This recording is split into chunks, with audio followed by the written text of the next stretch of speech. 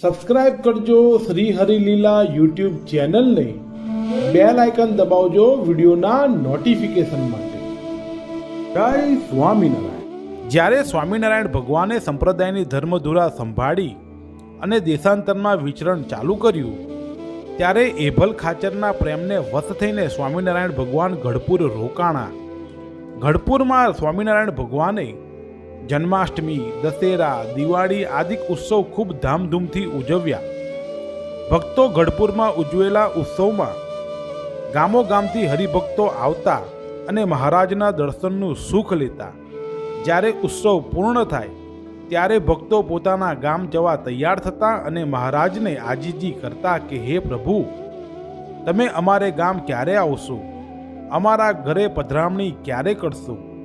અમારા વૃદ્ધ માતા પિતા અહીં ગઢપુર દર્શનનું સુખ લેવા આવી શકતા નથી, તો હે મહારાજ, તમે ક્યારે અમારા ગામ પધારશો?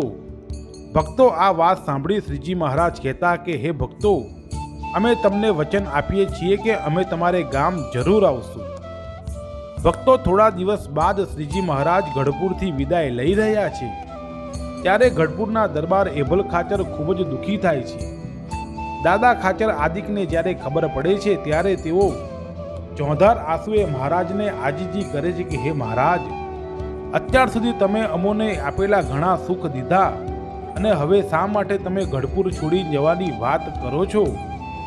જો પ્રભુ તમે અમોને છોડીને જશો તો અમે અન્ન જળનો ત્યાગ કરશું, અથવા તમારી સાથે અમોને પણ લઈ જાઓ, પરંતુ અમને છોડીને હવે ક્યાંય જશો નહીં.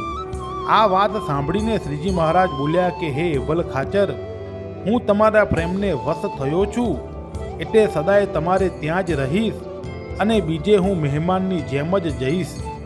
ગઢડું મારું અને હું ગઢડાનો તે કદી નથી મટવાનો. પછી મહારાજે એવો વિચાર કર્યો કે અહીં એક મૂર્તિ પધરાવું, વાસુદેવ ભગવાન તેવું નામ ધરાવું, જેથી આ ગઢપુર વાસીઓને આ મૂર્તિમાં આસ્થા થાય અને મને બહાર જતા રોકે નહીં. પછી એક દિવસ સવારે મહારાજ નિત્યકર્મ પરવારીને અક્ષર ભુવનની પાસે સિંહાસન ઉપર બેઠા છે. સાધુપાડા આદિકની સભા ભરાણી છે.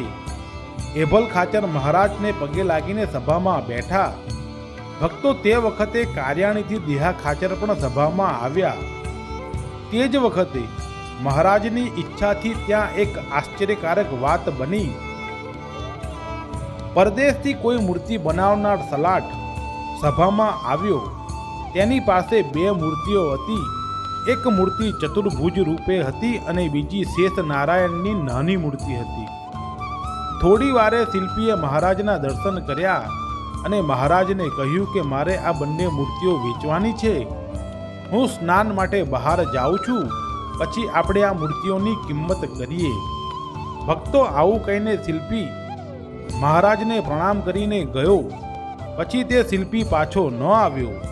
શિલ્પીને શોધવા માટે શ્રીજી મહારાજે એક પાર્ષદને મોકલ્યો, પણ શિલ્પી ક્યાંય મળ્યો નહીં.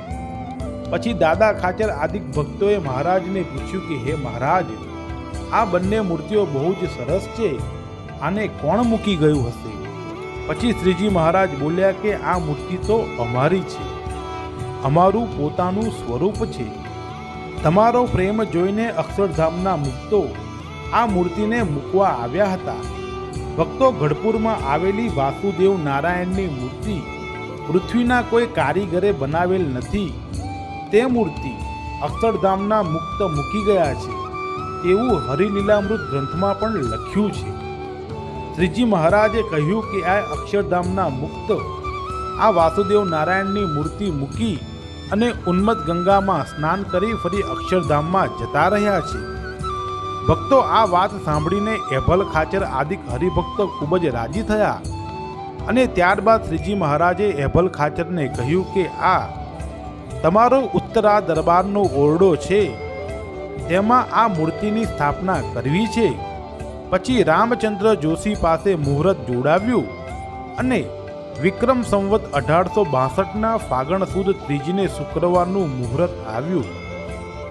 શ્રીજી મહારાજે દેશાંતરમાં કંકોત્રી લખાવડાવી અને ખૂબ જ મોટો ઉત્સવ કર્યો. ભક્તો કહેવાય છે કે શ્રીજી મહારાજે જ્યારે મૂર્તિની પ્રતિષ્ઠા કરી ત્યારે બધાને દેખાતું કે શ્રીજી મહારાજ મૂર્તિમાં જાતે પ્રવેશ કરી રહ્યા હતા. ભક્તો, હાલ વાસુદેવ નારાયણની મૂર્તિ ગઢપુરમાં ધર્મદેવ અને ભક્તિ માતાની બાજુમાં રહેલી છે. તમે જ્યારે પણ ગઢપુર ગોપીનાથજી મહારાજના દર્શને જાઓ તો આ વાસુદેવ નારાયણની મૂર્તિના દર્શન કરવાનું ચૂકશો નહીં. ભક્તો, આજનો વિડીયો તમને કેવો લાગ્યો તે કમેન્ટમાં અમને જરૂર જણાવજો. આજનો વિડીયો અમે અહીં સમાપ્ત કરીએ છીએ. સર્વે હરિભક્તોને અમારા ઘણા હેતથી જય સ્વામિનારાયણ.